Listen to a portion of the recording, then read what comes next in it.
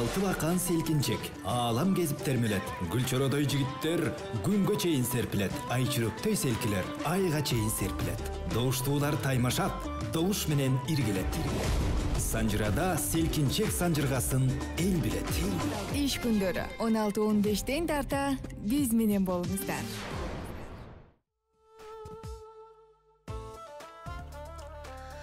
Оналса 23 минутта отманду кечиңиздер менен ардактуу Санжыра радиосунун жалпы угармандары жана НТС телеканалынын көрөрмандары түз эфирде сиздер сүйгөн селкинчек долбоору эл ичиндеги элдик таланттар менен тандоо турубуздун Кудай буюрса биз бүгүн 5-чи айланпабызды баштаган турабыз. Жалпы көрөрмандарды угармандарды бирге болууга чакырамын. Алдыдагы 1 саат 40 мүнөт аралыгында мыкты таланттар менен көңүл борборуңузда болобуз. Аларды колдоп коштойм десеңиз 57 77 98 сандарында байланышка чыгыңыз. 0312 бул шаарыбыздын коду.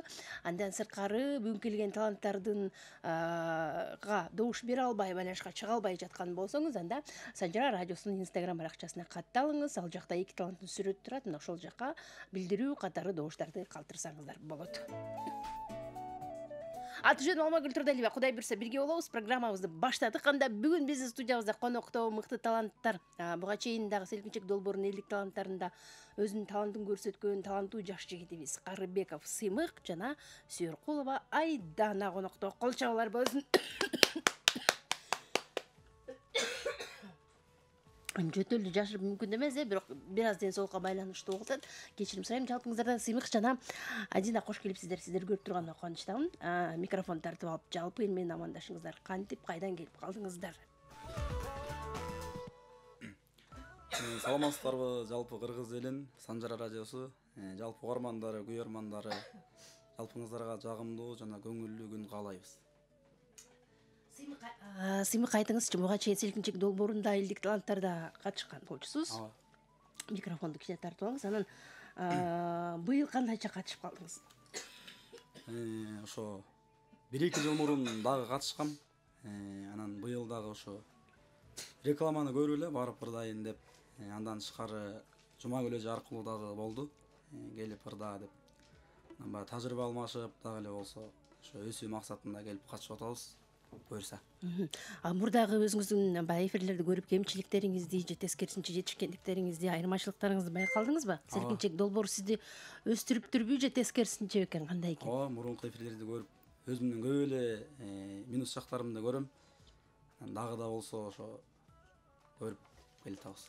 Азаматсыз, демек тажрыйбаны кеңейтүү, анан чыгармачылыкта Кудай буюрса эң башкы максат селкинчек долбоорун жеңүү, Буюрса. Ой, азаматсыз. Мына ушундай Карыбеков Сыймык, ал эми дал ушул Сыймык мырза селкинчектин бир башына Сүйөркулова Адина деген сулуу кызды отургузуп күйлөнткөн турат. Адина кош келипсиз. Сизди көрүп турганыбызга кубанычтабыз. Сиз кайдан келдиңиз? Кантип катышып калдыңыз? Анан каякта окуйсуз? Кай жердин кызысыз? Толугураак өзүңүз тууралуу маалымат айта кетсеңиз. Саламатсыздарбы? Санжыра радиосу, жалпы кыргыз эли, баардыгыңыздар менен амандашалы дегенде. Мен Сүйөркулова Адина, Нарын облусуна караштуу Ак Дала районунун Кадыралы айылынан болом. Учурда Кыргыз мамлекеттик маданият жана искусство университетинде окуп жаткан чагым. Бул жака атайын жарнамадан көрүп, анан өзүмдү сынап көрөйүн деп келип калдым. Буга чейин катышкансызбы селкинчекке? Жок, буга чейин катышкан эмесмин. Бүгүн буюрса 1-чи эфирим. Алгачкы жолу, Эң сонун. Негизи тааныш болчусуз, билесиз селкинчек долбоору кандай өтөт, кандай ыргакта өтөт, маалыматыңыз бар беле? Ооба, көрүп, угуп жүрчүмүн. Азаматсыз. Анан башка максатыңыз? Өзүмдү сынап көрүү, ийгилик жылмайса аны да көрө жатарбыз. Бардык катышуучуларга ийгилик. Ой, азаматсыз. Мына ушундай ардактуу тормандар, Карыбеков Сыймык жана Сүйөркулова Адина, таанып жүрүңүз. Сыймык жаңы биздин селкинчек долбооруна келгенде 17 жашта болчусуз, Менимче мектеп курагында окуп жүргөн кезинде келип, селкинчекте ошондо эле күйөрмандар топтой алган болчу. Азыр андан бери Сыймык 3 жыл өтүп калды окшойт, чоң жигит болуп калды, үнү жооноюп, өзү чоң жигит болуп, чачын прическа жасап дегендей. Жакшы. Азыр силерди көрүп, мен ошо Сыймыктын чоңойгондон убакыт өткөнүн билип атам. Азаматсыз, бар болуңуз, талантыңызга таазим. 2 талантты колдойм десеңиз 57 77 98 сандары кызмат кылып атат. 0312 бул шаарыбыздын коду. Андан сырткары Санжыра радиосунун Instagram баракчасына катталыңыз, жазылыңыз дагы 2 таланттын сүрөтүнүн астына өзүңүздүн добушуңуздарды берип баштасаңыздар болот. Себеби жарым финалга аттанып жатканда тандоо турунан өткөн таланттардын угармандар берген упайы, андан сырткары инстаграмдагы добуштарды эске алабыз. Эгерде сиз инстаграм Санжыра радиосуна катталган болсоңуз гана добуш бере аласыз. Жөн гана жазып добуш берип койгон болсоңуз, биздин каналга катталбаган болсоңуз, ал добуш эсепке кирбейт. Мына ошондуктан ушул эрежелерди унутпаңыздар. Кудай буюрса, жалпысынан тандоо турда 80 жұп бар. 80 ичинен эң көп упай топтогон, эң мыкты делеген таланттардын 40-ы жарым финалга аттанат. Андан соң 20-сы тандалат. 20-нын ичинен 10-ду тандайбыз. 10-дун ичинен эң мыкты делген 5 жұп, 5-нин ичинен 1-чи, 2-чи, 3-чү орун үчүн атайын жыйынтык чыгарып 2023-жылдын эсебинен Санжыра радиосу жыл жыйынтоочу концертине катыштырып, ошол жактан атайын сыйлык тапшырат.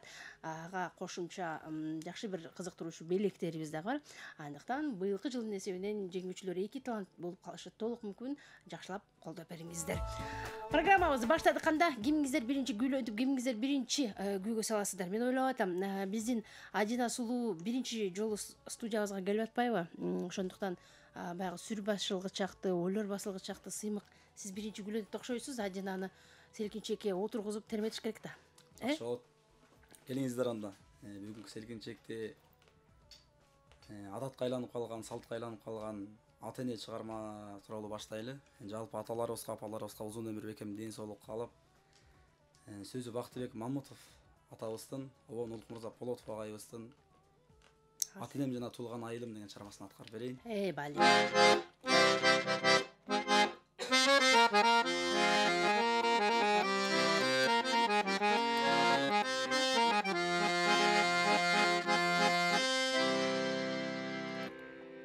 Ayılımdın ayazında, aptabında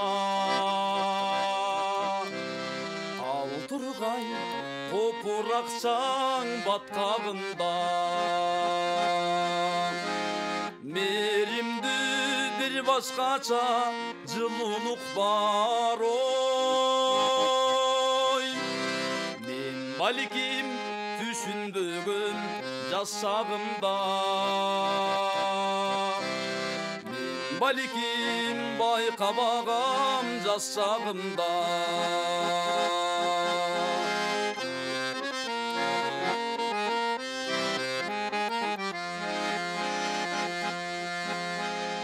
атама апам ұқсос айылымсың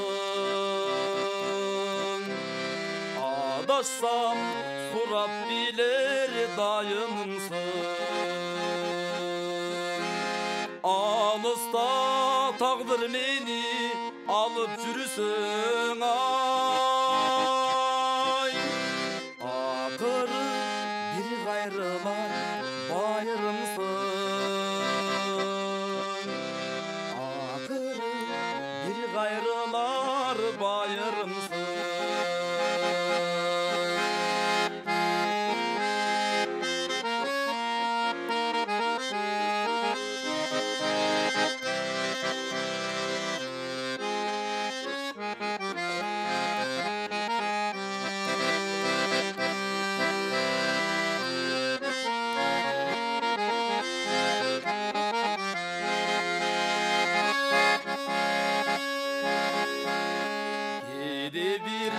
көңіл сөгіп қайғырамын билесің көкіректі дартым барын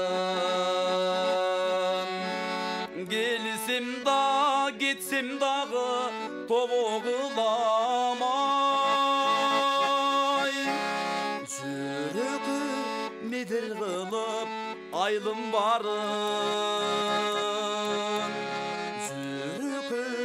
Nedir tutup aylım barın Ağın su akçam kırın tamçısımın Atenimden artkan ömür jartısımın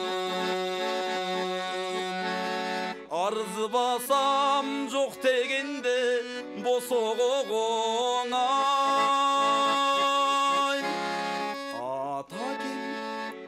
кеткен қамшысымын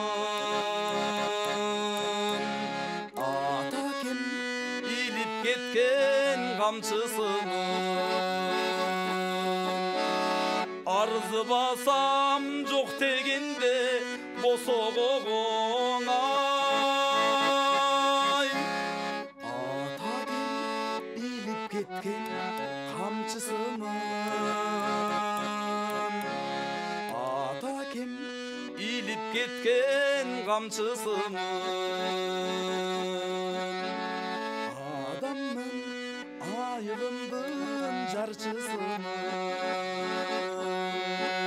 Эй, баракелди, азаматсыз кол чабуулар сизге Карыбеков Сыймык мына ушундай жалпы апаларыбызга арналган, аталарыбызга арналган керемет менен программабыз баштап берди. Эми Адина сулуу келиңиз, сиздин жакшы чыгармаңыз жооп болсун, андан соң угармандарды каттайбыз. Кандай кылалы, кандай мен жооп берели? Анда эмесе сиздерге Ашыралы Айталиевдин калемине таандык Жылкычынын ыры деген чыгарма менен баштап берейин. Эй, бали.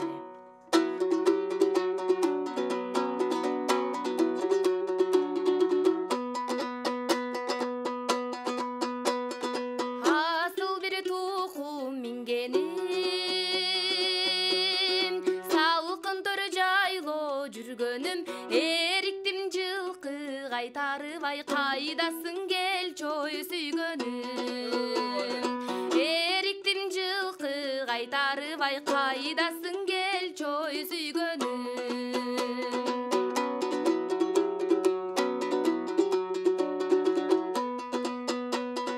Жылкоттой чөптүн түрлөрүн, мен жыттайм жыпар гүлдөрүн, санамдан такыр чыкпайсың ай, сагындым кел чой сүйгөнүм.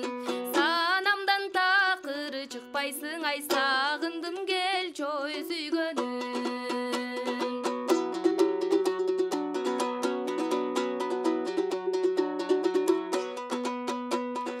Кубанам жылкы бакканга, ыялым калкып асманга, жаныма келсең болбойбуң ай, жылкылар жушап жатканда.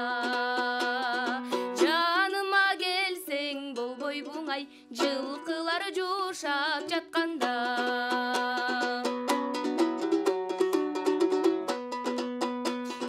Мен жылкычы, сен чабан, кыйкырып тодон үн салам, өлкөбүз үчүн иштейлиң ай, өркүндөбөссүн нур заман.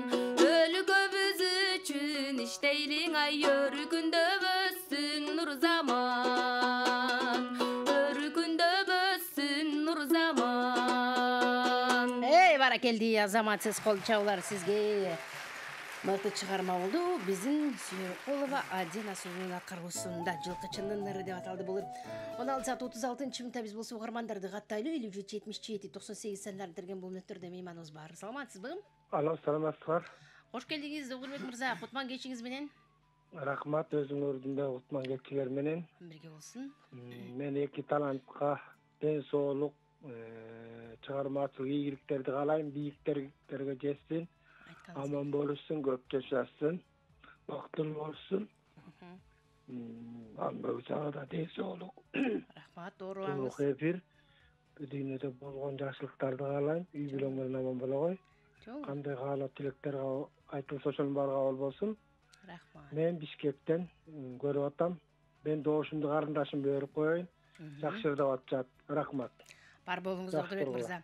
Сизге да рахмат айтып ыраазычылык билдиребиз. Оорубаңыз, ден соолукта болуңуз, күн сайын биз менен байланышып туруңуз. Доошуңузду Сүйөркулова Адинага узаттым. Кийинки мейман бар. Саламатсызбы?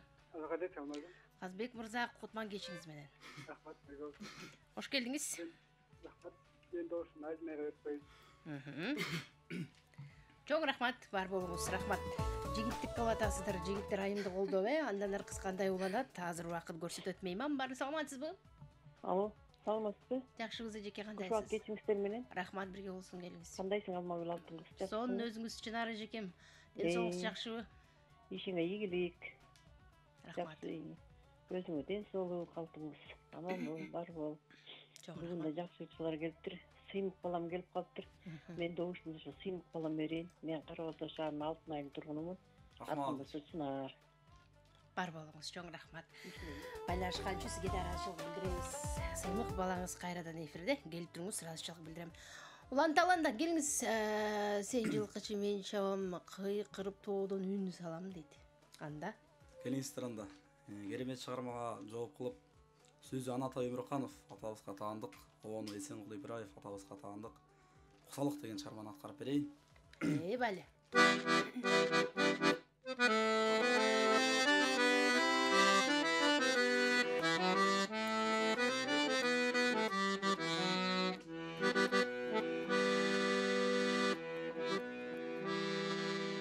Жылмайып астали күлгөнүң,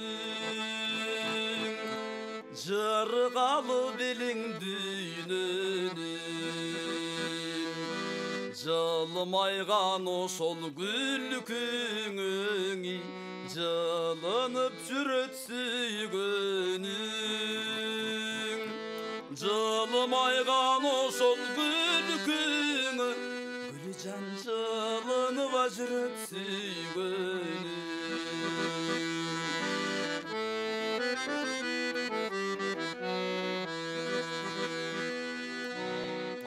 Атырдай жытың алып келер, айдарым соққын мұздақ жел. Берекем айын күнім деби, бетіңден сылар күн келер. Берекем айым күнім деп, Gülcan betinden asılar gün gelir.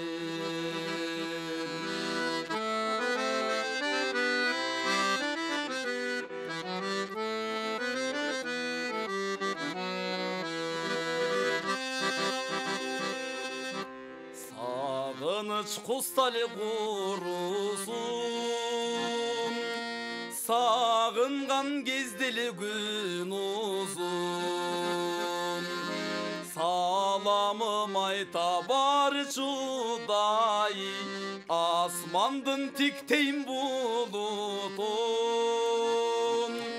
Salamım ayta bar çuday, Gülcan asmandına tikteyin bulutun.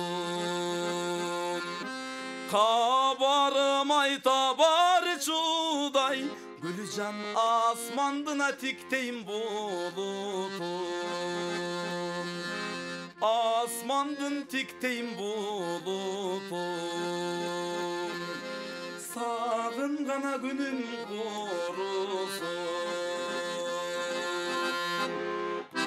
Баракелде, азаматсыз кол чабуулар сизге. Сыймык Карыбековдун аткаруусунда берилүү менен ушундай бир көзүн жумуп алып бир аткарып берди дейсиз. Азыр добуштарды каттайлы, андан соң улантабыз. Жана Сулуу бул кусалык деп аталган кереметирге кандай жооп айтат, жогу билебиз. Мейман бар, саламатсызбы? Саламатчылык. Кош келдиңиз кутман кечиңиз менен. Кутман кеч барыңыздарга. Рахмат. Угатабыз. Биз добуш берели деп чалып жаттык эле. Жакшы болот. Атыңыз ким эле? Атым Алтынбек. Жумгалдан чалып жатабыз. Эң сонун. Жумгалдай болобу, келиңиз. Биз тиги сыймыкка берет элек добушубузду. Чоң рахмат. Бар болуңуз, чоң рахмат. Ыраазычылык билдирем, добушуңузду каттап коюм. Жумгал жергесиндеги жалпы көрөрмандарга ыраазычылык айтабыз. Саламатсызбы? Үйлөрүңүздү азайтып алыңыз, ардактуу Арман. Мен сизди угатам. Кутмандуу кечиңиз менен. Саламатсызбы? Саламатсызбы? Мен добушумду Айнаға берейин. Атыңыз ким эле? Кутман. Кайдан байланыштыңыз? Бишкектен. Бишкек шаарынан. Чоң рахмат. Аты жөнүңүз ким, кайдан байланышып жатасыз? Кененирээк маалымат узатып туруңуздар, ардактуу Армандар. Себеби биз үчүн өтө маанилүү ким кайдан чалып угуп жатканы. Саламатсызбы? Саламатсызбы? Кутман кечиңиз менен кош келдиңиз эжеке. Санжыра телевидениясы экен, Алмагүл. Угатабыз, сизде кандайсыз? Мен сыймык балага добуш бересиз. Добуш берейин дедим эле, добуш. Макул. Кайдан чалып атасыз сиз? Бишкектен, Чынара. Бар болуңуз, рахмат. Азырынча дал ушундай добуштар, анда кезек Адина Сулууда болсун кайрадан. Келиңиз, куз салык деген ырга кандай чыгарма жооп болот? Мен Токтосун Тыныбековдун Кыздын ыры деген жакшы бир чыгармасы бар. Ошол менен жооп берейин. Eyvallah.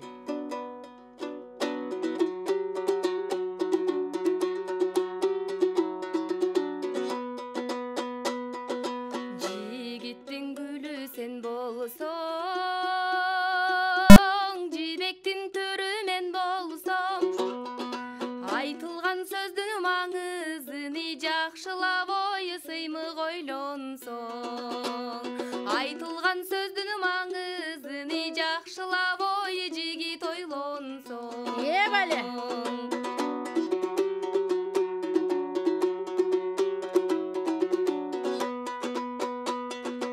Ак көйнөк кийсем жерчиет, айылымда балдары көп жүрөт. Акылга туура келбесе таң алардын каалап ким сүйөт. Акылга туура келбесе таң алардын каалап ким сүйөт.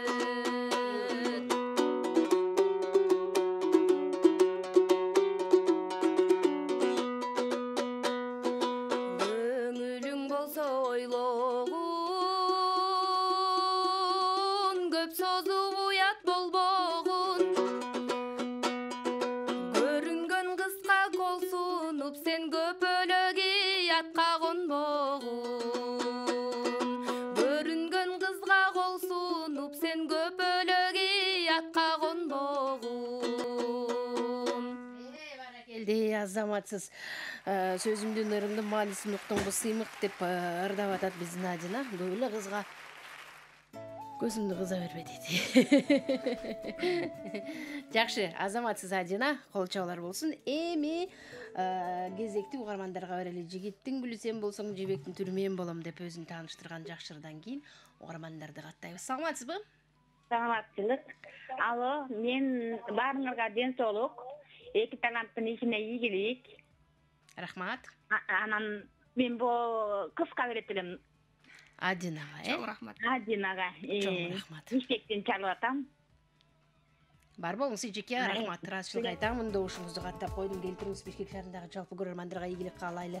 57-77-98 кийинки мейман бар. Саламатсызбы? Алло. Келиңиз. Саламатсыңарбы? Кутман кечиңиз менен кандайсыз? Жакшыбыз. Рахмат, мен атым Ушул Бишкектен чалып атам. Мен жанагы кызга берейин дегенмин. Атын унутуп калдым. Сүйөркулова Адина. Адинага берейин дегенмин. Экөөнүн тең үндөрү жакшы экен, бирок экөөнүн не положено да, бирөөнү бере берейин. Иштерин оомат тилейин, үндөрүнө береке берсин, Алла таалам. Айтканыңыз келсин. Чоң рахмат, бар болуңуз. Көрүп колдоп аткан жалпы көрөрмандарга рахмат айтабыз. Кийинки мейман бар. Саламатсызбы? Саламатчылык. Кош келдиңиз. Кош келдик. Кутман кечи. Рахмат, бирге болсун. Атыңыз ким эле? Биздин атыбызбы? Биз сыймыктын тайкеси болобуз, Тумгалдан чалып жатабыз. Ойбай. Экөө тең мыктырдап да сыймыкка берели. Атыңызды айтып койбойсузбу? Атыбыз Алтынбек. Рахмат, бар болуңуз. Добушуңузду каттап койдум.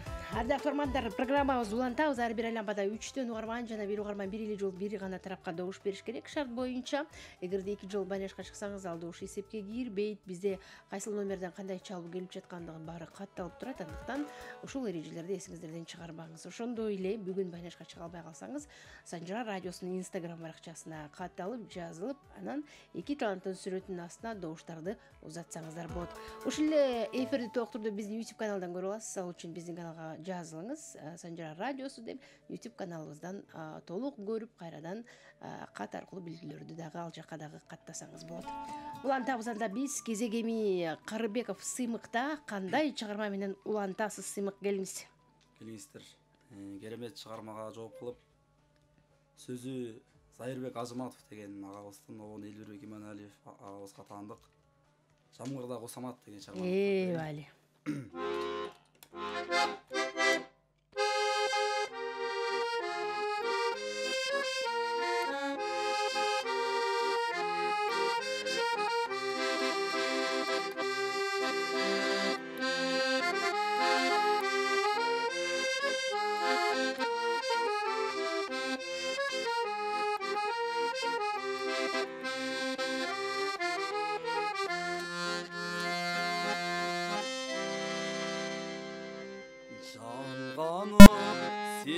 сезім күйбөстөй жанаша бастық сүйлөшпөй көнөктөй жамгыран сайын көңүлү да бизге үндөштөй боздотуп жүрөк кылдарын боздотуп мени кыйнадың шокунун коштоп жамгырдың шолоктоп шолоктоп ей шолоктоп неге ыйладың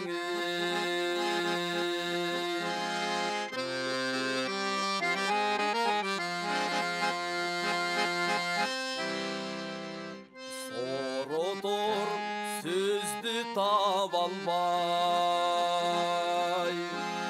соңуңдан эричип барам жай суу болуп бүткөн боюңуз куюлат ей нөшөр аянбай боздотуп жүрөк кылдарын бошотуп неге кыйнадың шокунун коштоп жамгырдын шолоктоп шолоктоп ай шолоктоп неге ыйладың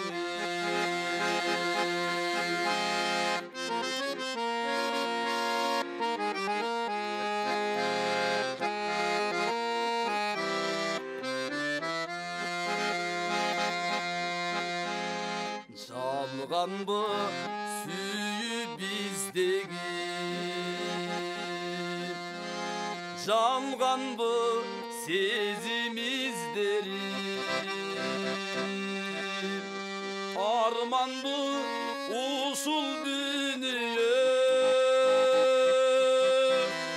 арманбы да өмүр тизмеги боздотуп жүрөк кылдарын бошотуп мени кыйнадың булутту карап калкыган буркурап буркурап ей буркурап неге ыйладың булутту карап калкыган буркурап буркурап ей буркурап неге ыйладың неге ыйладың Эй, баракелди, азаматсыз кол жабылар сизге. Карыбеков сыймыктын аткаруусунда керемет чыгарма, ардактуу армандар, эки мыкты залкарын аткаруу жараткан ыр десем жаңылышпайм, мыкты аткаруу биздин Сыймык Карыбековдун аткаруусунда болду. Элдик таланттар, ардактуу армандар, келечекте кыргыз маданиятына чоң салым кошобуз деп учурда билим алып жаткан жаш таланттарды колдоп чыгармачылыгына жакшы бир түрткү берем десеңиз сөзсүз алдындагы мүнөттөрдө байланышып тилек каалоолорду узатсаңыз болот. Мейман бар. Саламатсызбы?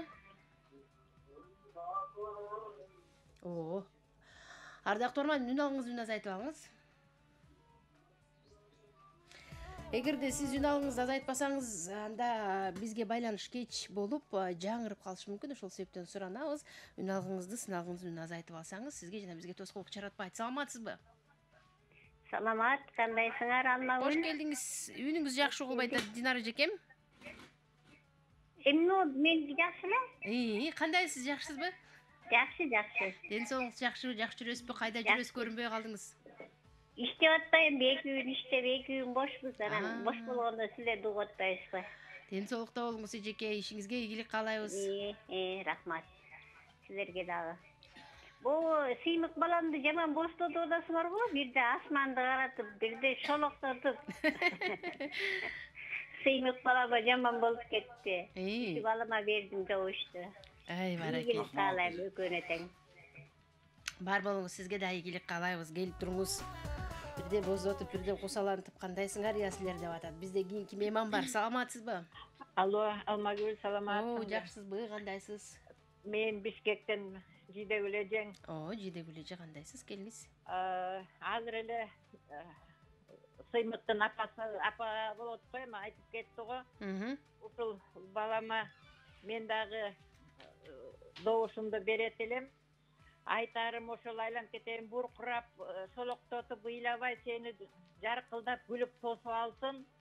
Самый главное ишиңе ийгилик, үнүңө береке берсин. Аман бол, бар болгун айланайын. Айтканыңыз келсин. Чоң рахмат. Шолокто ыйлаган бул ырыларда гана болсун дейт, Караңызчы, апаларыңыз сизди кандай жакшы көрөт. Мейман бар, саламатсызбы? Алло, саламатсызбы? Жакшыбыз, келиңиз. Арнакгүлсүң, кандайсың? Жакшыбыз, кандай, жакшыбы? Баары сонун, өзүңүз кандайсыз? Эки жакшы ырчынап келиптирсиңер. Мен жаңы эле кошулдум. Добушум кыска. Добушуңуз Адина Сулу. Кемнен чалып атам, Гүлмира. Гүлмира эжеке, бар болуңуз. Рахмат сизге. Ыраазычылык билдирип, добушуңузду каттап койдум. Келиңиз анда, Адина Сулу, угармандар апалары сыймыктын айтып атат. Меле шолоктотуп, кусалантып атасыңар, көңүлүн ачып койбойсуңарбы деди. Сиз жылкы чыгаарына ырдадыңыз, Анан жигиттин гүлү сен болсоң, мен болсо жибектин төрүмүн. Көрүнгөн эле кызга көп элек боло бересиңби деп. Таарынтпачы деп атабыз. Анда сиз? Анда мен Элмирбек Иманалиевдин калемине таандык, жалгыздыкта коштошуу дегенер менен жооп берейин. Бирөө боздойлу дейт.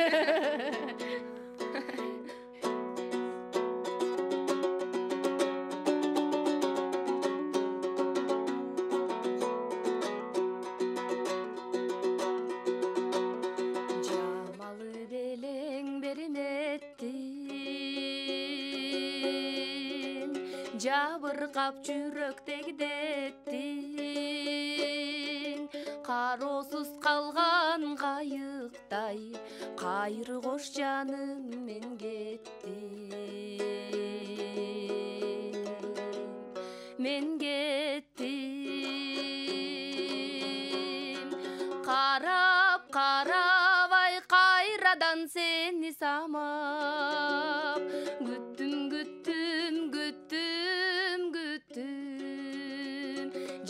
жалым жалгыздыктан жадап бүттүм.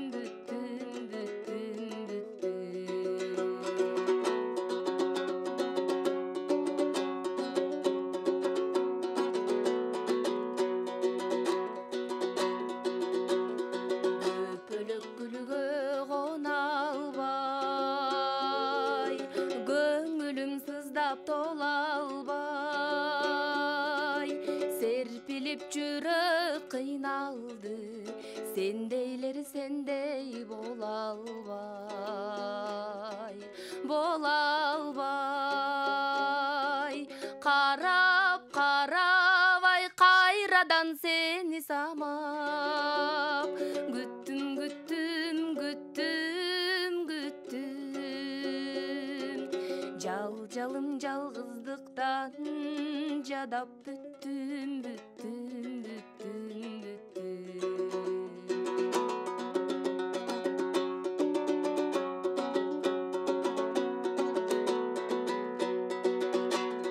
Кош дегим келбейт, кош дегим, козгобо бөлөк жок кебим, кор болсом жалгыз айлам жок, кош дешер кишим жок менин, карап карабай кайрадан сени самап, күттүм,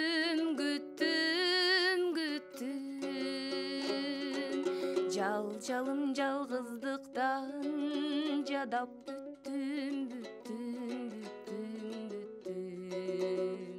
Мен сени күтүп жүрүп, күйүп бүттүм.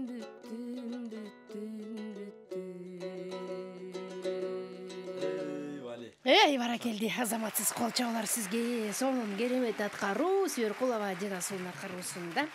Илмирек агайыбыздын дагы бир керемет улантабыз 16 саат 59-мүнөттө билинбей бизге бүгүн убакыт сааттарга өтүп бара жатат. Андыктан бул мөттөрдү текке кетирбей таланттарды колдоп калыңыз. Мейман бар, саламатсызбы? Алло, Алмагүл Алтыным, кандайсың? Жакшыбыз, кенжежекем, кандай жүрөсүз? Жакшы, ден соолук жакшы. Бар, жакшы, өзүңүз жакшысызбы? Балдарың чоңоютабы? Ден соолукта болуп, жакындарың менен аман болгой Алтыным. Саламатсызбы, мырза, айым? Силерге да ден соолук, үй бүлөлүк бакыт. Ардайым жакшылықты айтып келсиңер, үнүңөргө береке, ден соолук, узун өмүр каалайм. Мен добушумду кысым өөрүп коеюн. Чоң рахмат. Бар болуңуз. Дина Сулууга сиздин добушуңузду каттап койдум. Биздин туруктуу көрөрманыбыз Кенже жекебизге рахмат айтам. Кийинки мейман бар. Акырсандары 3694 абоненти. Саламатсызбы? Саламатсыздарбы? Жакшыбыз, өзүңүз кандайсыз? Мен добушум Таш Төбө айылынан Сыймыкка берет элем. Таш Төбө айылынан. Бар болуңуз, рахмат. Каттап койдум. Атыңыз ким эле? Нургыз. Нургыз. Чоң рахмат. Мындан ары байланышып калсаңыз, сөзсүз аты жөнүңүздү кайдан байланышканыңызды айтып туруңуз. Саламатсызбы? Кандай? Жакшыбыз, өзүңүз кандайсыз? Алмагүл кандай? Саламатсызбы? Кутман кечиңиз менен. Бар жакшы, өзүңүз жакшысызбы? Өктөр жоңоюп атат. Акырында бары сонун, рахмат. Мен кайсы шаарчаданмын? Сиз Акмуз шаарчасынан Бердибек агайымсыз. Кандайсыз? Ден соолугуңуз жакшыбы? Ташын таланттары ташкындай берсин, мен могу кысыма берип коеюн, жакшылықты айтып келем. Чоң рахмат. Берик Чиванын сиңдисине. Макул. Рахмат. Рахмат, келип туруңуз. Каттап койдум, добушуңузду ыраазычылык билдирем. Азырынча дагы ушундай добуштар. Мен болсо жалгыздыктан тажап бүттүм. Кандай жигитсиң сен? Дедик.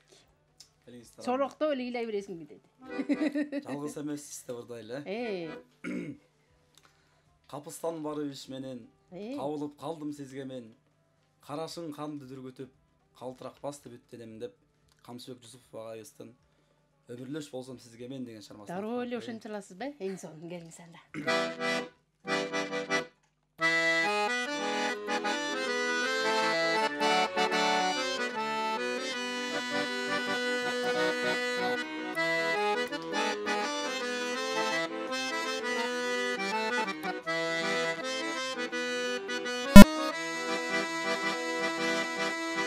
Капыстан барып иш менен кабылып калдым сизге мен.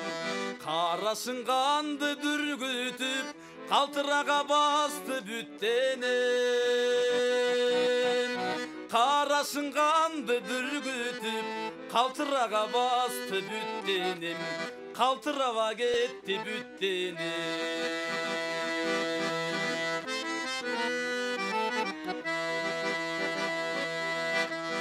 Саламым айтсам сизге мен, санага салдың бүтпөгөн.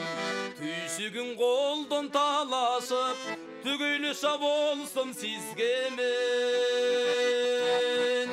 Түйшүгүн колдон талашып, түгүйлүша болсом сизге мен.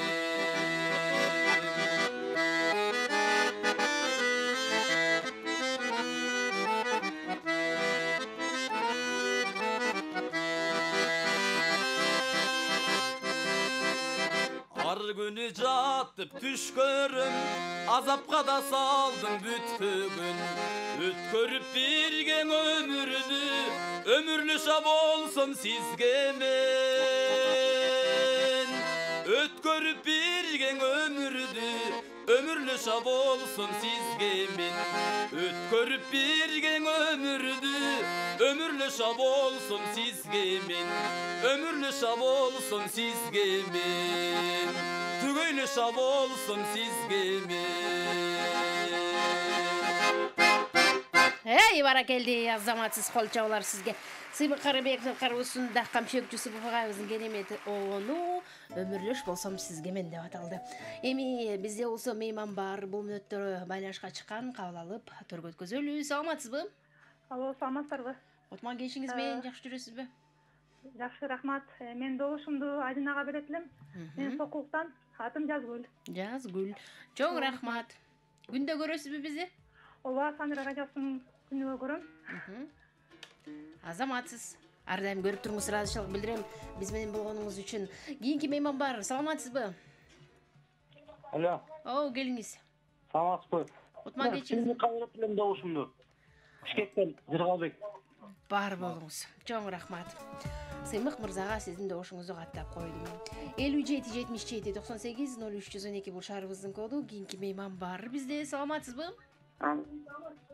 Алло. Келиңиз.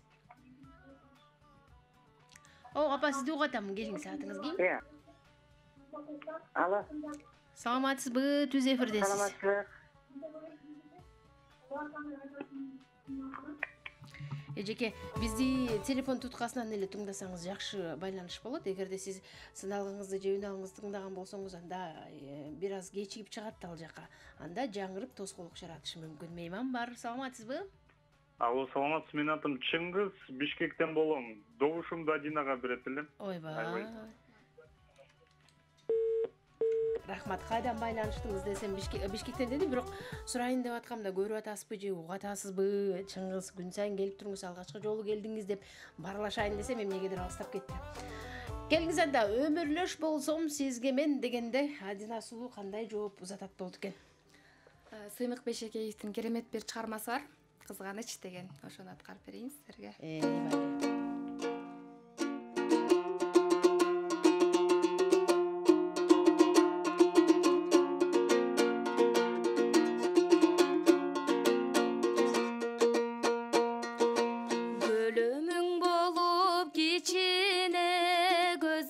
батсаң ичине көзбөй алып жүрмөкмүн көңүлү бузук кишиге караның болуп кеченең айгаректин батсаң ичине каратпайт элем өзүңдү карашы бузук кишиге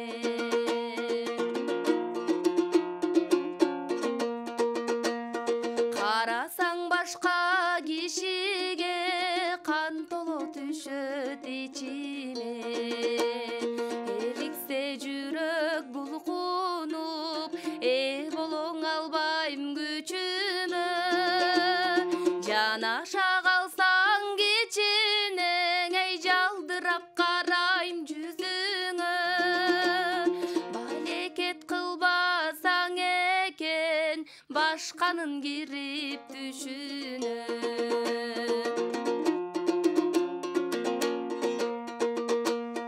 билети бою санамдей биликтей күйүп жанамбы элестеп жүрүп өзүңдү эсчинди болуп каламбы кыйсыпыр кылдың санамдың эй кыргыздан сендей табамбы сыртыңдан жүрүп кызганып сыр колу болуп каламбы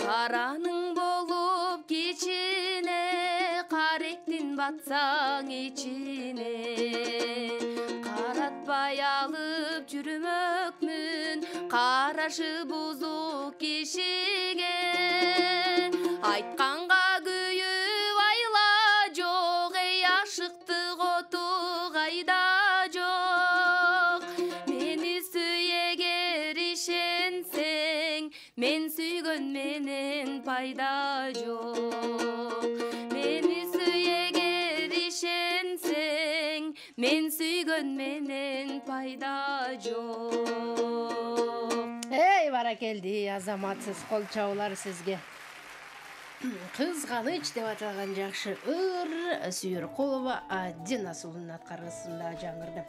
Санжира радиосунун Instagram баракчасына катталып добуштарды бергенди унутпаңыз. Эки талант жагып жаткан болсо, анда сөзсүз биз сиздерди күтөбүз.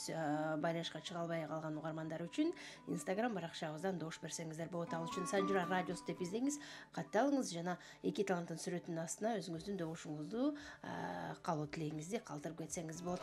Албетте биз жыйынтык чыгарып атканда мында ошол добуштарды дагы эске алабыз. Санжира радиосунун Instagram баракчасы, YouTube баракчасы жана ошондой эле угармандардын добушу бар. Биригип келип, Кудай буйрса, таланттарды жарым финалга сүйрөйт. Кийинки мейман бар, кабыл алалы. Саламатсызбы? Кандайсың? Жакшыбыз, кош келиңиз. Кутма кечиңиз менен. Менин атым Калича эжем. Бишкектен чалып атам. Жакшы болот, Калича эжеке. Амангүл экөөңүздөн добуш берип койсоң болобу? Пожалуйста, суранычы. Себеби? Экөөсүн жакшы. Була вообще бутурда айттым ушундай.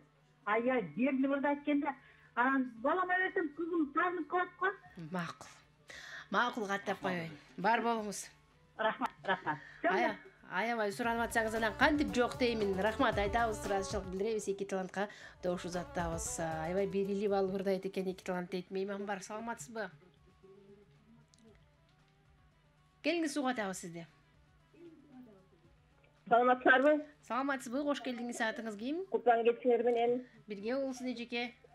Эки жаш талантка ийгилик. Рахмат. Мен бишкектен чалып атам, атым Айнур. Добуш Сыймыкка. Чоң рахмат. Бар болуңуз. Мындан байланышып калсаңыз үн алгысындагы үнүн азайтып алыңыз. Себеби жаңырып жатат. Саламатсызбы? Саламатсызбы? Келиңиз кандайсыз?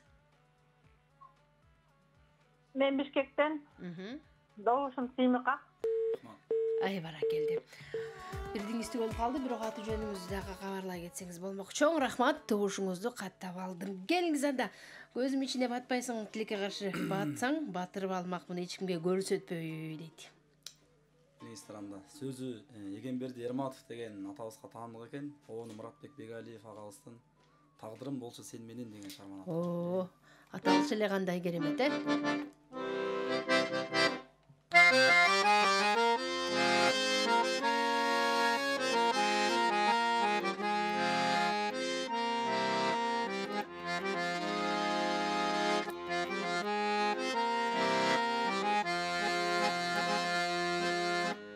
Жыпар-жыт мончок жыттанган, каректен шола нур тамган. Жылажын күлкүң шыңгырап да жылдызым сага суктанган. Жаркыным кайда жоголдуң сен жан дүйнөм эми бүт арман.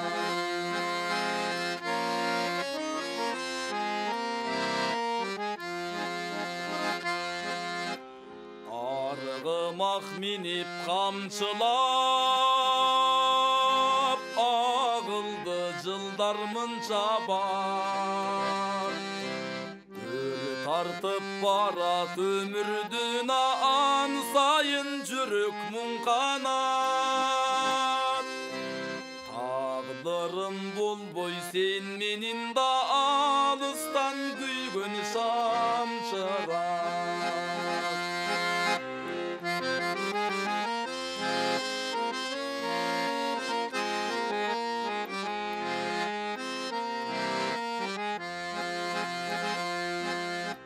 Махаббат бүргөт канымдан,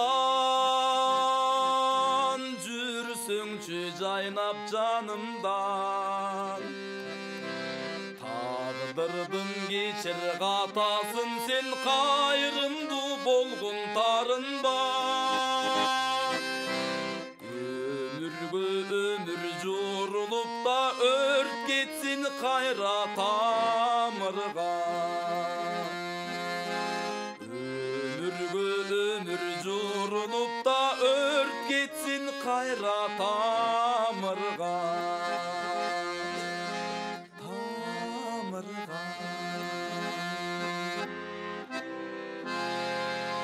Баракелде, кол жабылары сизге Азаматша Сыймык Карыбековдун аткаруусунда Муратбек Бегалиев агайыбыздын дагы бир керемет чыгармасы программабызды улап бердим. 17 саат 12 минутта бул мүнөттөрдө байланышка чыккан меймандар бар. Алардын пикирин угалы. Угарманыбыз бар. Саламатсызбы? Алло, саламатсызбы Алмагүл. Сага үй бүлөлүк убакыт, ден соолук, ишиң байсалдуу болсун демекчимин. Ошондой эле жакшы балдарыңыздар келиптир.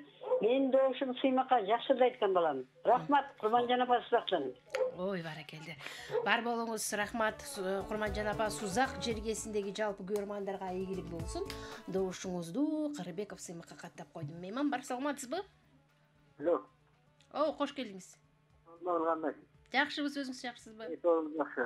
Балдар жакшы. Сонун келиңиз. Жакшы тандапсыңдар. Жакшы болот жак. Жетегизде чалат. Жетегизден эң сонун. Эрмек. Эрмек мырза, кубанычтабыз, келиңиз. Бала жакшы экен да, бала. Жакшы. Бала жакты. Жигитке добуш бересиз. Видео эмен немесин айтып коесуң.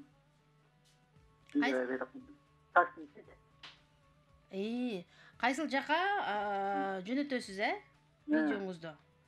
Азыр айтып коем сизге, карай калайын. Байланышкан үчүн сизге ыраазычылык билдиребиз. Эгерде дагы деле каалап жаткандары катышам дегендер болсо 0552 05 50 телефон номерине Telegram каналга видеоңузду жүктөп анан жөнөтүп коюңуз, Рахмат. 552 05 50 телефонуна жөнөтсөңүздөр болот. Дагы бир жолу айтылай кетейин. Кастинг онлайн уланууда алыстан келе албай калгандар болсо, анда видеоңузду тартып, ырдаган видеоңузду 0552 05 50 телефонуна узатып коюңуздар. Дагы бир мейман кабыл алып коеюн, андан соң Санжар радиосу жана НТС телеканалы кыска жарнамалык түрмөккө барып келет. Мейманыбыз бар дейин десем, бул угарманыбыз алыстап кеттир. 57 77 98 0312 бул шаарыбыздын коду. Кийинки мейман бар, акыркы сандар 13 77. Абоненти саламатсызбы? Алло, Алмагүл. Кандайсыз жеке? Кутман кечиңиз менен. Мен Бишкектен Айып апаңармын.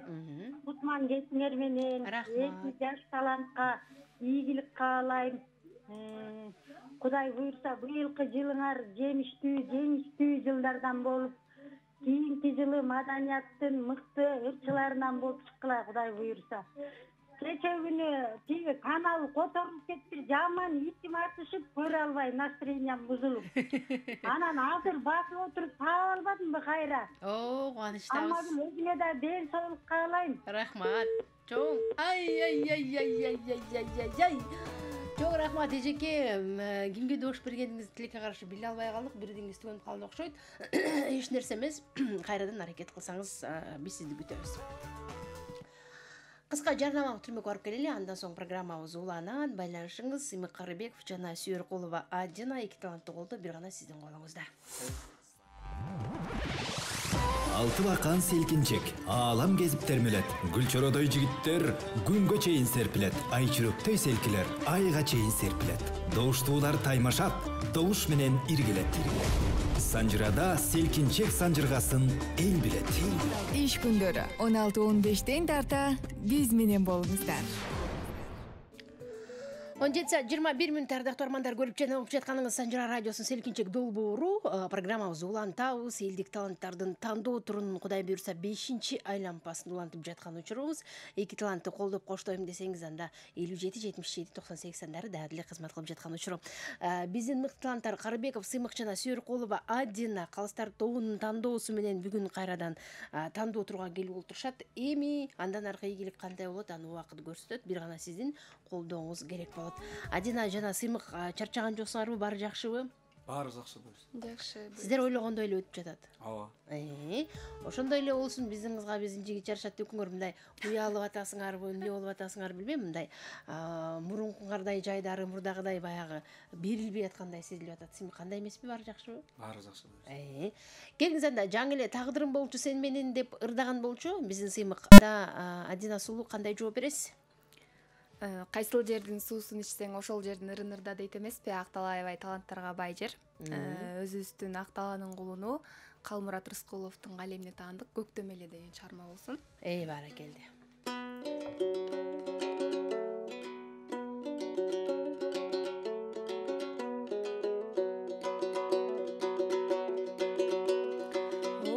Анда көктөм эле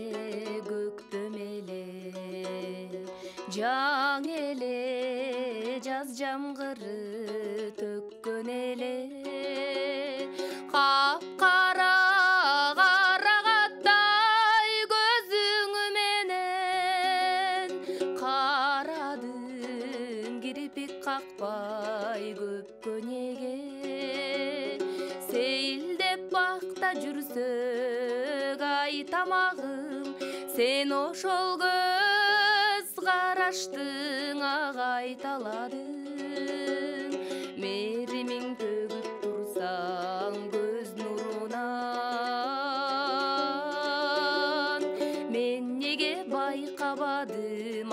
байкабадым.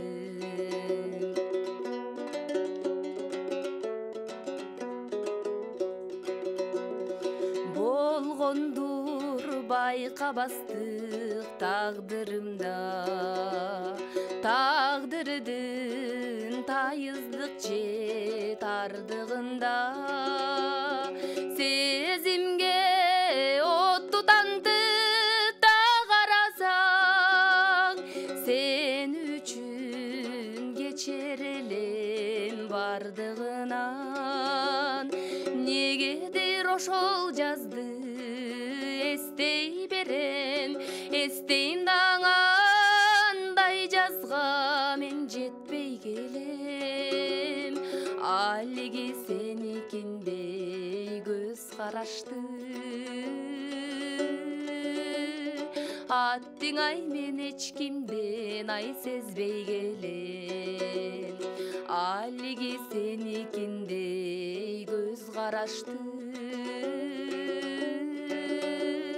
аттың ай мен эчкимден ай сезбей келем. Аттың ай мен эчкимден ай сезбей келем.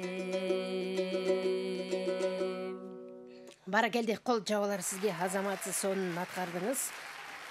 Баарыбыз муюп сонун угуп бердик окшойт бул чыгарманы. Сөркулова Адинанын кароосунда Калмурат агайыбыздын көктөмөлө деген керемет программабыз улап берди. 17 саат 25 минутта бул мүнөттө бизде байланышка чыккан мейманыбыз бар. Саламатсызбы? Алло, саламатсызбы? Отман кечиңиз менен келиңиз. Менин атым Дарья, мен Сокулов районунан чалып атам. Мен добушумду Сөркулова Адинага берет элем. Рахмат. Сокулуктагы жалпы көрөрмандарга ийгилик каалайбыз. Адина сууга сиздин добушуңузду каттап койдум, келип туруңуз. Мейман бар, саламатсызбы? Алло, саламатсыңар? Жакшыбыз эжеке, Кутман кечиңиз менен. Рахмат, бирге болсун. Чыгармачылык ийгилик, эки балага эң соолук, бакталай берсин. Мен Бишкектен, атым Айчүрөк. Балама берип коеюн. Рахмат. Чоң рахмат, келип туруңуз. Добушуңузду каттап алдым, ыраазычылык билдирем сизге. Кийинки мейман бар, саламатсызбы? Саламатсызбы. Жакшыбыз, келиңиз. Менин атым Рахат, Жумгалдан жалып атам, Кызарттан. Менин добушум Сыймыкка. Жумгалдык болгон үчүн элеби же эмне себептен добуш берип атасыз?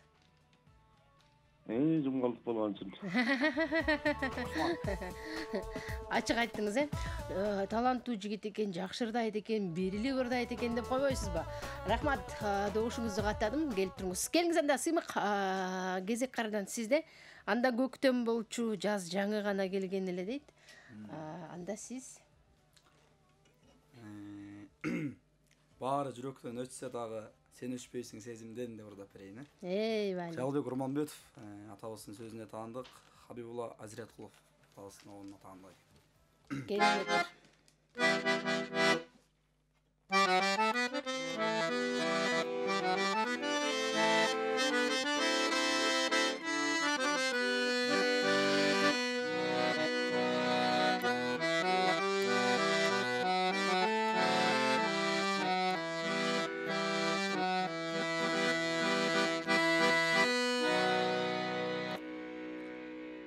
Айланчыктап сени көргөн кезимде,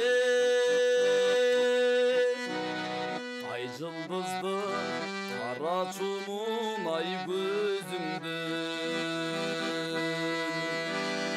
алан сайын ала качып карегиң, ата канат ошондогуң ай көздөрүн. Жылдар өтür, жылдыз өчür, жаштык өтөр, ай жанын өчür. Жалгыз гана сен өчпөйсүң ай сезимде.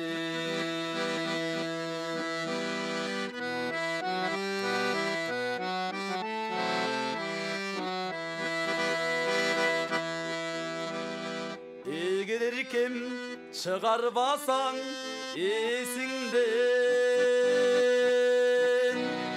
эркегин эргүң алып ай өзүңдөн,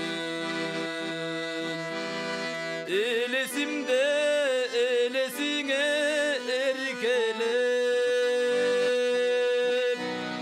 эми минтип жүрөгүм ай эзилген жылдар өттү жылдыз өчтү жаштык өттүң ай жалын өчтү жалгыз гана сен өчпөдүң ай сезимде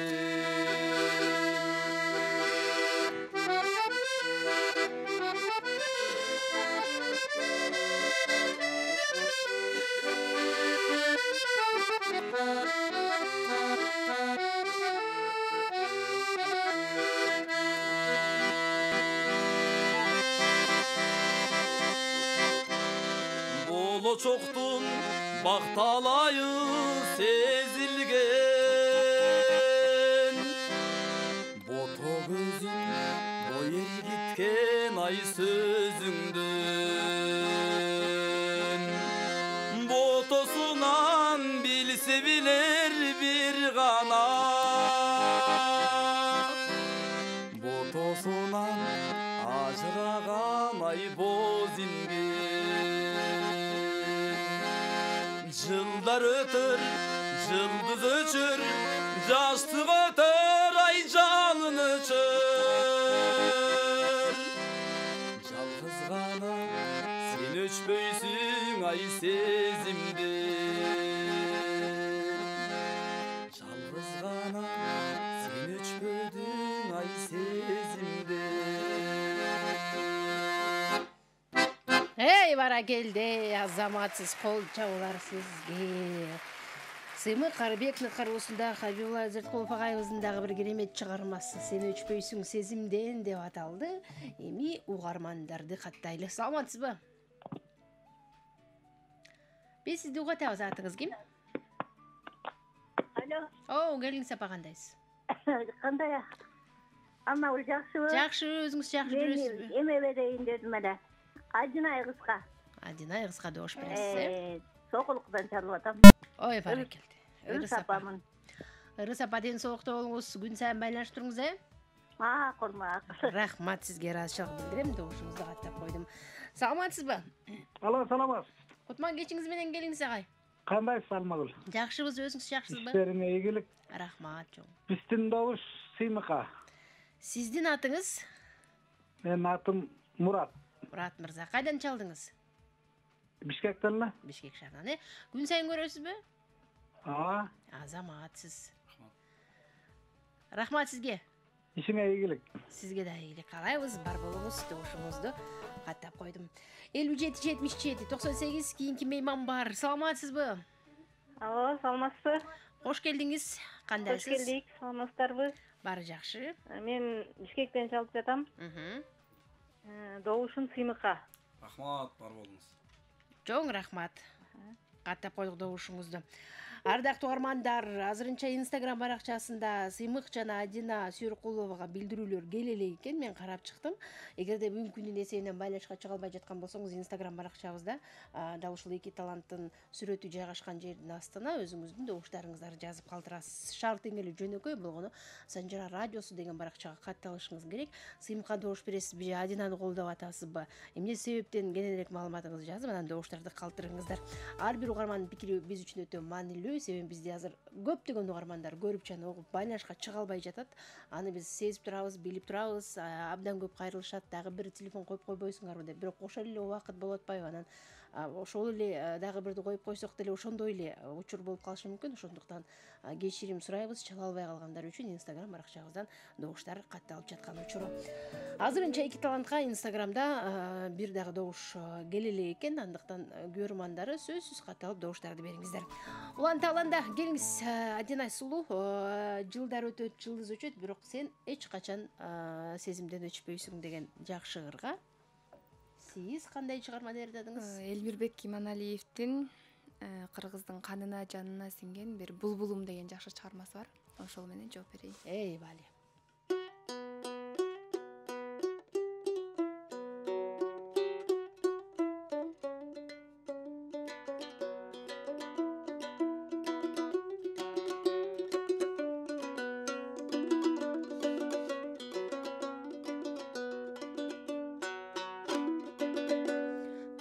кечтең ар таңда боздоп сайрап азгырып сезимди козгоп сайрап бир булбул угуп келет күндө биз жүрүчүң алма бакты болжоп сайрап ал бактаң адашып көгүм калган аршактаң алмадай сүйүм калган ал сүйүм булбулга айланганбы ашыгын издеген үрүлү таңдан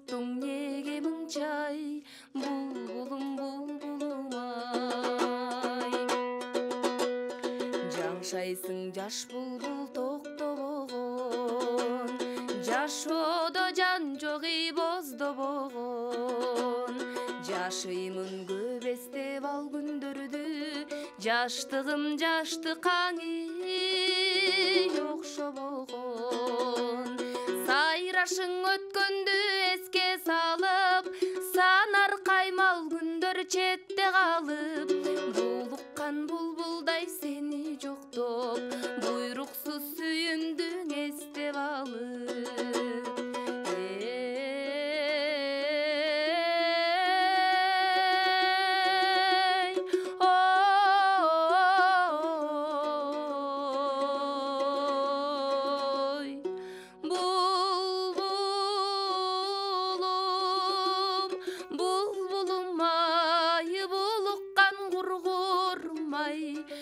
кечте үнүң баспай булуктуң неге мынчай булбулум булбулум ай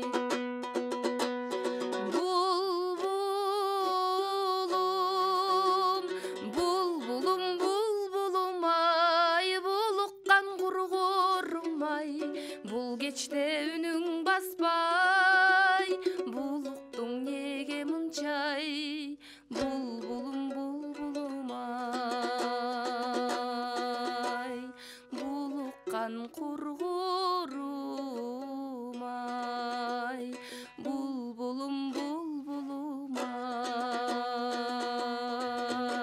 Эй, баракелди, азаматсыз кол жабылар сизге. Сүйөркулова Адина, ардактуу армандар, элдик таланттардын тандоо турунун 5-чи айланпасы уланып жаткан учуру биз программабызды улантабыз. Добуш берүүгө келген меймандарга микрофон суналып, 57-77-98 сандарын тирген мейманыбыз бар. Саламатсызбы? Саламатсыңар. Жакшыбыз, кош келдиңиз, кандайсыз? Эң сонун ырчылар келиптир, менин жердештерим. Мен Бишкектен Айсулуу, добушум Адинайга. Адинайга, добуш бересиз. Чоң рахмат Айсулуу апа, байланышкан үчүн ыраазычылык билдиребиз. Добушуңузду каттап койдум. Мейман бар, кийинкиси. Саламатсызбы? Алло. Саламатсызбы. Кош келдиңиз, кандайсыз? Мен кызыма берем добушумду. Чоң рахмат. Апа атыңыз ким эле? Калибиби. Калибиби апа. Чоң рахмат, келип туруңуз. Аты жөнүңүздү, кайдан байланышып атасыз? Сөзсүз бизге кабарлап туруңуздар. Саламатсызбы? Саламатсыздар, Кутман күнүңүздөр менен. Бирге болсун. Кандайсыз Канбет мырза? Кутман кечиңиз менен. Мында күндөн жаңы таланттар келип. Мана жакшы көрсө, бизден болсун. Жаш таланттар ошо эфирге кош келипсиңер. Биринчиден, чыгармачылык ийгилик. Алма өтөргө тонук эфир каалайм. Чоң рахмат. Добушумду Сыймык мырзага берип койсом. Рахмат. Ал койсоңор аябай жакшы болуп атат программа. Жолдогуп баратам. Баарыңарга ийгилик, алдыга койгон жакшы ой тилек максаттарга жете бериңиздер демекчимин. Канмет Москвадан. Москвадан добуш берип атат биздин угарманыбыз. Бар болуңуз, чоң рахмат. Кайда жүрсөңүз дагы аман жүрүңүз, көздөгөн жериңизге аман эсен жетип алыңыз. Унада кетип барат ар дайым угуп бизге Кыргызстандын ичинен чалып ала албай аткандар канча, Москвадан байланышып аткан, күнү түнү уккан биздин туруктуу көрөрманыбыз. Сизге ыраазычылык билдиребиз, Канмет мырза. ушундай активдүү болсоңуз жылдын аягында жылдын мыкты угарманы сизге берет окшойбуз деп ойлоно баштадым. Бирдиңиңизди коротуп тияктан бери байланышып атсаңыз анан кантип мыкты болбойсуз. Келиңиз эми сыймык булбулум буулуккан кургурум деген ырдан кийин ойлонуп эле калдыңыз. Өзүңүз шаар эле жигит элеңиз. Эмнегедир Адинаны көргөндөн бери эле созолонуп калдыңыз, сүйлөсөмбү, сүйлөбөй эле койсомбу деп.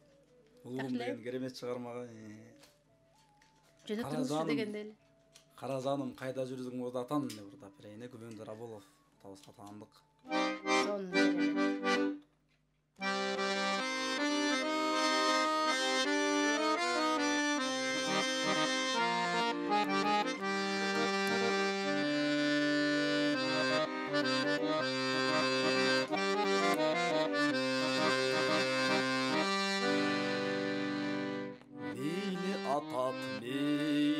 Байлык жыйбасам, мен өзүң деп түнү кездим ыр жазам. Мел-мел деген дайра деңиз су кечип, мел-мел жеген далай кырдашам. Сени сүйүпсен деп күйүп ыр жазам, сергектенем сен жөнүндө ырдасам. Сезимдерге тынчтык бербейт жүрөгүм, сени көрүп сени карап турбасам.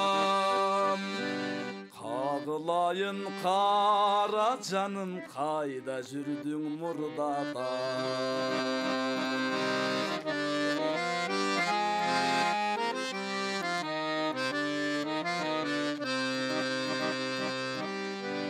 Менден качып жамалыңды бурбасаң, мен сендикмин кайдыгерлик кылбасаң.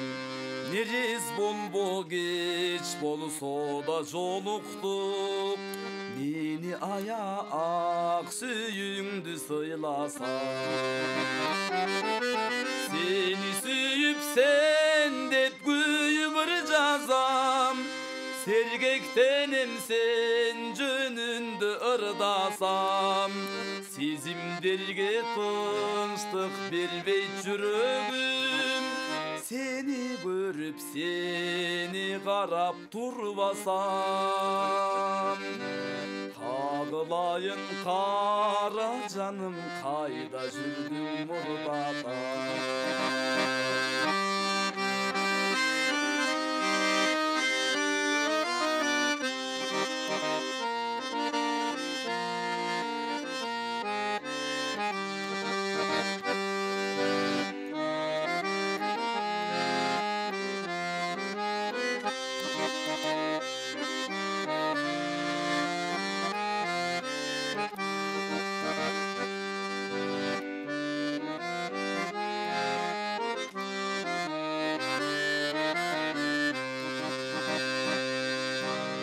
Жагалданып жалбарганым тыйбасам, жан дүйнөмө кантем анан сыйбасаң. Жаралгандай бир өзүңдөн бүт алам, жалгыз сага жүрөктөгү сырдачам. Сени сүйүпсен деп күйүп ыр жазам, сергектенем сен жөнүндө ырдасам.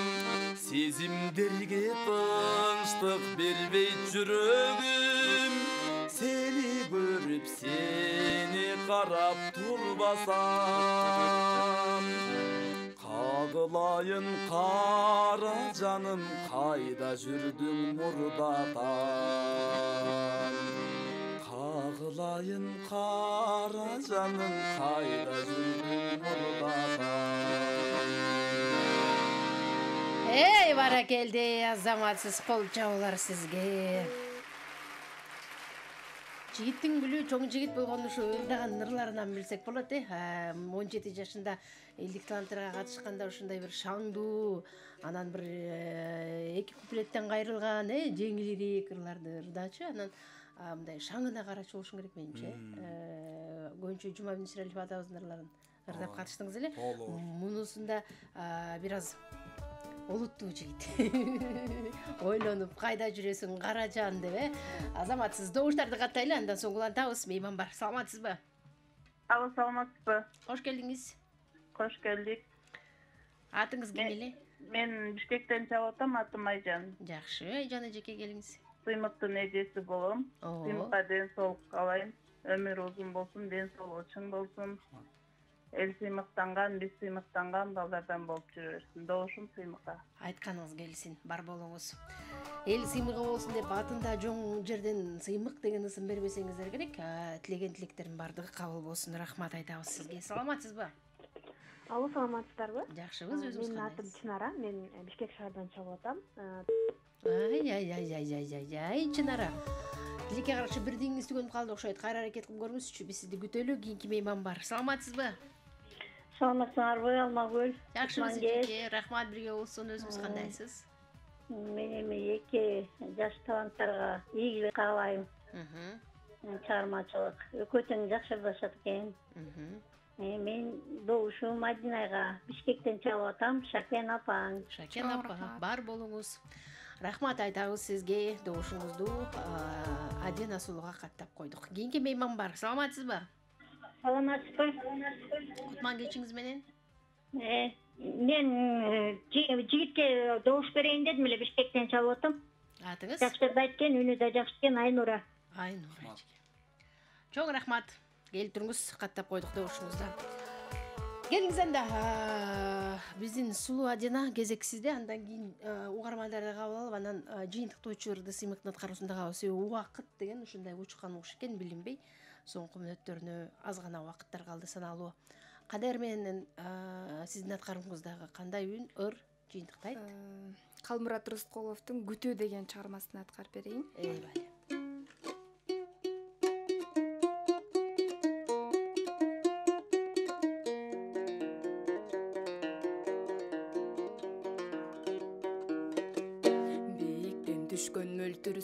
Берметтей күнгө жалтырап, сездирип салкын илебин, аскага тип жанчылат. Манаттай күйүп кыр жапкан, жел өпсө тонун гүлүнөн, капчыгай өңдү гүлдөп, алдастайт менин дүнүйөм. Алыста жүргөн жан курбум, жарымың окшоп өзүмдүн, көзүмдөн учуп караның өрүктөй болуп эзилдим.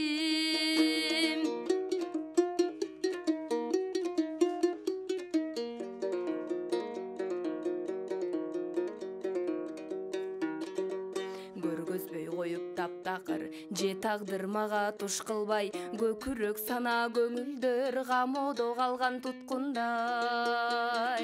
Жарыгы болгон мезгилдин жарымы күндө жарымай, тагдырдан күтсөң неликтен таптырбай кеттиң жанымай. Кыйчалыш жолдун айынан калсам да мезгил өткөрүп, өзүңө бирөө көз салсаң өртөнүп турам, өртөнүп.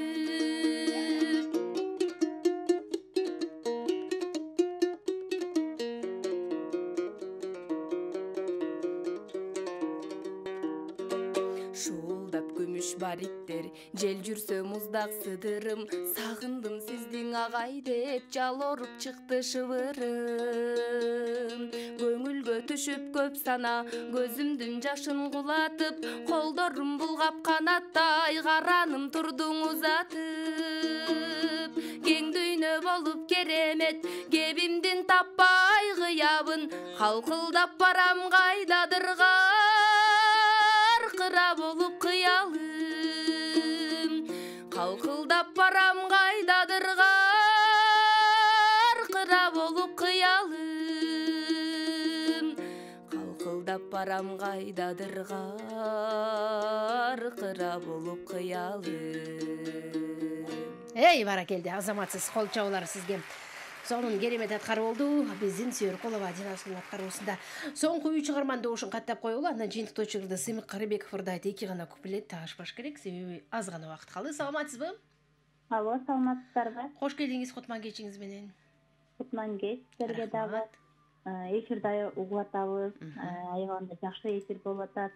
Мен Бишкек шаарынан чалып атам. Атым Айнура. Адинанын эжеси болом. 2 жаш талантка тең ийгилик каалайм. Өнөрлөрү өркүндөй берсин. Добушум Адинага. Рахмат. Бар болуңуз. Каттап койдук добушуңузду, келип туруңуз. Кыска нуска добуштарды узаталы, убакыт аз калды. Мейман бар. Саламатсызбы? Алло, саламатсызбы? Кош келдиңиз. Атыңыз ким? Атым Махабат. Бишкектен көрүп атам. 2 талантка чыгармачылык ийгилик каалайм. Добушум Сыймыкка. Бар болуңуз. Чоң рахмат. Чоң рахмат. Сизге дагы ийгилик каалайлы. Соңку мейманыбыз бар, бул күн эсебинен байланышка чыккан. Саламатсызбы? Алло, саламатсызбы? Мен кайрадан байланышка чыктым. Атым Чынара. Бишкек шаарынан чалып атам. Добушумду Сүйөркулова Адинаға берем жана чыгармачылык ийгилик каалайм. Чоң рахмат. Бирдиги түгөнүп калган угурабыз кайра байланышып добушуңузду айтып атат. Чоң рахмат, ыраазычылык билдиребиз сизге. Келиңиз антак Сыймык жыйынтыктоочу ыр сиздин аткарууңузда. Келиңиз таранда. Адина эжебизге кайда жүрсөңүз дагы аман болуңуз деп Асакал Керимбаев атасын аман бол жарык жылдызым деген чармасы. Бали.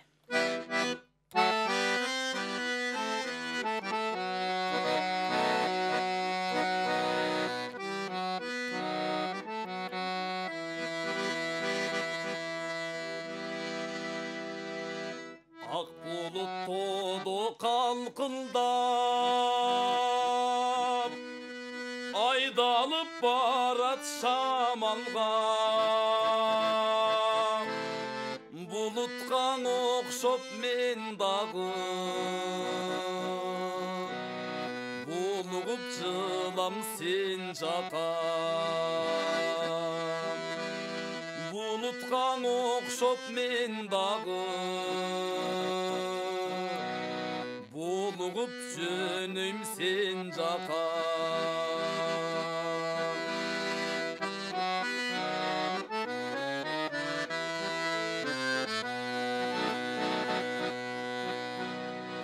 Тыңшасам мезгили шокунун кылымдын добушун угулат жылт этип жарык из салып жылдызым учат зулдап жылт этип жарык из салып жылдызым учат зулдап